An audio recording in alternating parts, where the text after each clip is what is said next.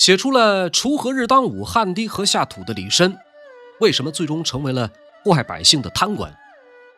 少年奋发，晚年奢靡。据说这个李绅啊，一顿饭要吃300个鸡舌头，家里的鸡肉堆积如山，凭借悯农圈粉无数，可是一些黑料却让他人设崩塌。这些事儿到底是真是假？本期烽火180秒，请跟我一起走进前后反差巨大的双面人李绅的故事。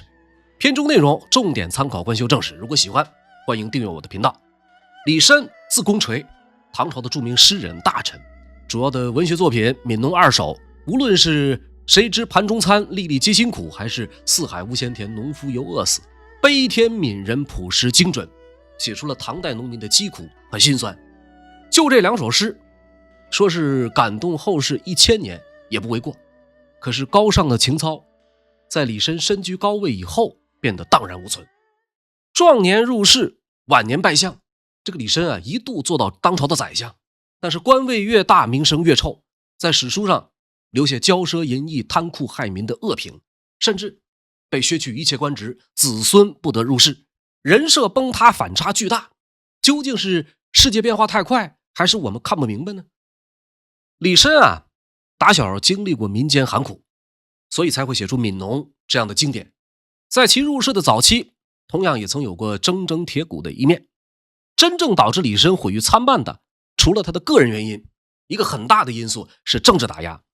李绅当了40年的官，刚好处在牛李党争这么一个时代。因为党争，即便人已经死了，政敌也没有放过他。最后的这个结局呢，就是连坟都差点让人刨了，追封的所有官衔荣誉全部削除，子孙不能当官。打压的力度这么大，我们不难想象，在当时环境下，有关李绅的黑料必然会被放大，甚至无中生有，泼上脏水。这个问题呢，我们得分2方面看。史书当中有明确记载的是一回事，史书以外的是另外一回事。史书之外有这么2则黑料，尤其在21世纪以后流传很广。一个呢是刘禹锡写的《赠李司空记》，坊间盛传这里的李司空写的就是李绅。二是说李绅作为高官，荒淫奢侈，尤其爱吃鸡舌，每到一个地方必须要宰杀100余只鸡，满足口欲，有的时候呢更是多达300多只。事实上，刘禹锡的诗在时间、地点等方面和李绅个人经历完全对不上。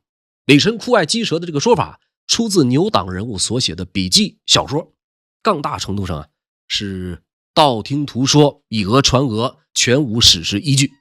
李绅本人从悯农到坑农，善终没能善后，有这么几件是史书中有记载的比较确凿的实锤。首先是李绅官瘾很大，随着时间环境变化，不太关注民生疾苦和社会时弊。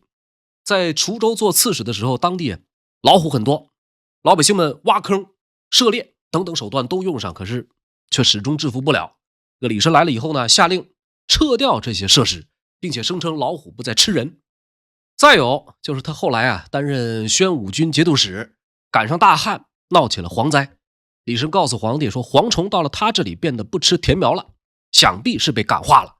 这些都被记录在了正史，正史没有说明这个老虎和蝗虫为什么不找李绅的麻烦，但是后人却觉得细思极恐。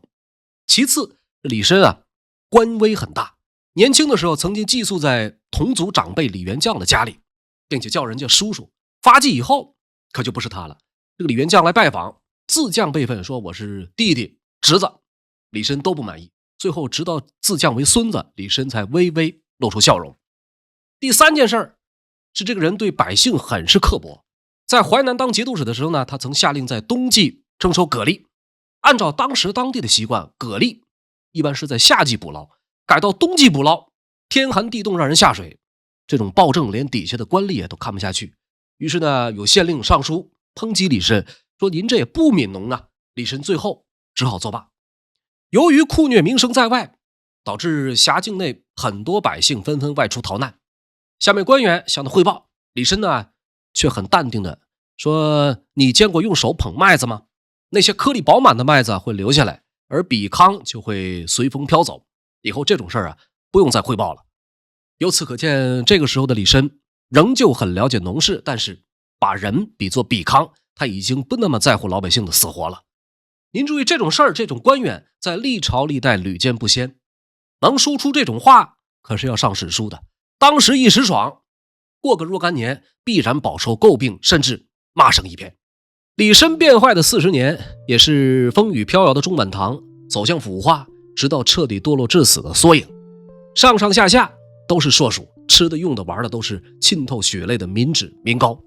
从这一层面也就不难理解，那个亲手灭亡了唐王朝的朱温，为什么会把一众大唐高官全部一股脑扔进黄河喂了鱼。如此再看李绅，所谓忧国忧民，却无法出淤泥而不染，是大环境所影响，也是人性使然。他最终还是活成了被人讨厌的样子，悯奴的美誉也随着官威荡然无存。不管牛党对李绅的抹黑有多夸张，不可否认的是，这位早年很有情怀的热血诗人，确实在40年宦海沉浮之中，蜕变成了一位趋炎附势且冷血无情的官僚。读历史知善恶，本期节目到此结束，我们下一期不见不散。